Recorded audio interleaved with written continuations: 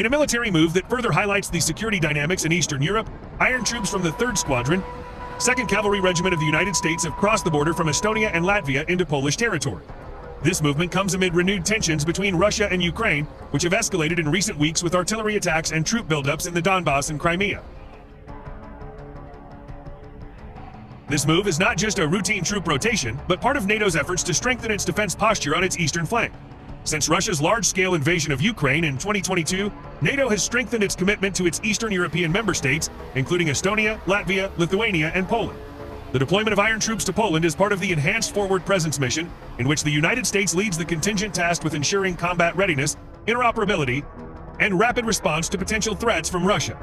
Lieutenant Colonel John M. Richards, commander of the 3rd Squadron, stated, "Our movement through the Baltics and into Poland is a clear signal of our unwavering commitment to NATO allies.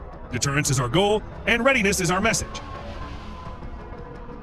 The Kremlin has responded strongly to this move, calling the NATO troop movement a direct provocation against Russian sovereignty. In an official statement from the Russian Ministry of Defense, they stated that the buildup of foreign forces on Russia's western border will be met with appropriate strategic and tactical measures. Intelligence analysts state that Russia is likely to increase military exercises in Kaliningrad and accelerate the deployment of intermediate-range ballistic missiles in the region.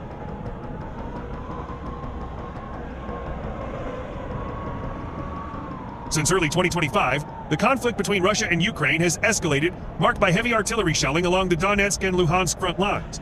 Ukraine has declared a state of high alert after intelligence reports indicated a large-scale mobilization of Russian troops in Crimea and near Kharkiv. The presence of American troops in Poland and the Baltic states is now a crucial factor in preventing further escalation of the conflict. NATO calls it a deterrent measure to ensure that Russia does not attempt to challenge the collective security guarantees guaranteed by Article 5 of the North Atlantic Treaty.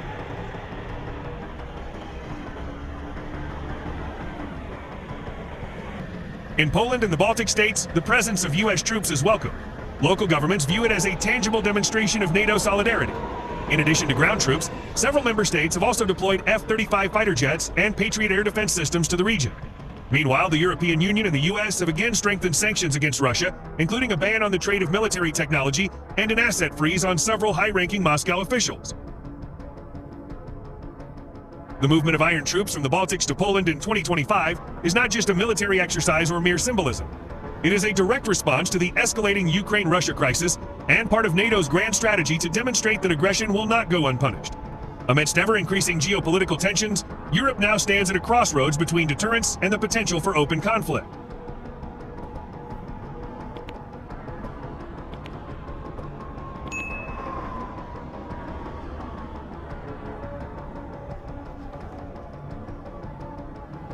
The arrival of Iron troops in Poland is not just a show of force, but also part of NATO's high readiness strategy since 2023. Under the framework of the NATO New Strategic Concept 2030, the alliance has emphasized the importance of rapid troop mobility and cross-border logistical reinforcement to respond to any potential aggression within hours. The 3rd Squadron's movement is reportedly supported by hundreds of armored combat vehicles, including Strykers and Bradleys, logistical and air support from Air Mobility Command, cross-border coordination through the NATO command network in the Baltics.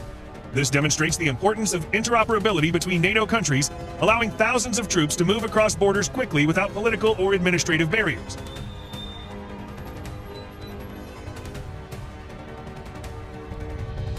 NATO sources stated that U.S. troops will not only remain in Poland, but will also participate in a series of joint exercises with the Polish, Lithuanian, and British militaries.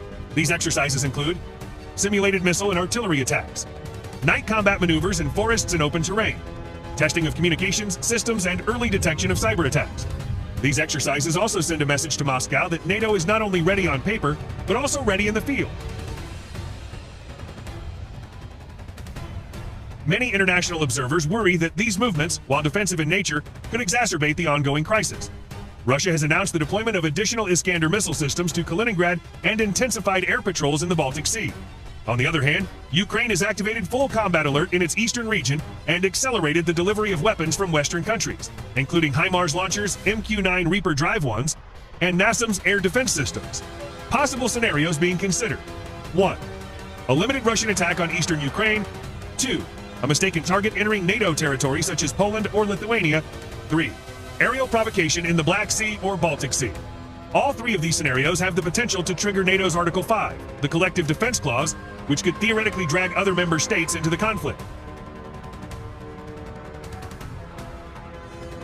NATO Secretary General Jens Stoltenberg, who will remain in office until his successor is appointed in late 2025, has again called for diplomacy as the primary avenue.